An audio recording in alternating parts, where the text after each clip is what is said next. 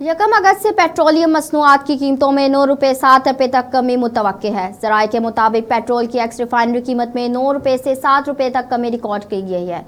Diesel की x refinery कीमत में 3 रुपये 77 पैसे कमी रिकॉर्ड होने पर पेट्रोल की फी बैरल $75.27 से कम होकर $77.19 पर आ गई है। पेट्रोलियम प्रीमियम फी बैरल $9.61 से कम होकर $6.74 पर आ गया। कस्टम ड्यूटी 15 रुपये से लेकर 37 रुपये करके $14.29 पर आ गई। पेट्रोल की एक्स रिफाइनरी कीमत $185.77 कम होकर $195.76 की आ गई है।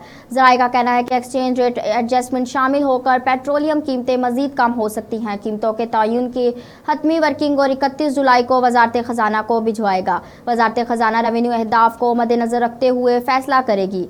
वज़ीर आज़म की मंजूरी के बाद वजारत खजाना की जानिब से नोटिफिकेशन जारी होगा। पेट्रोलियम मसनूआत पर लेवी बढ़ाने की सूरत में भी आवाम को रिलीफ नहीं मिलेगा।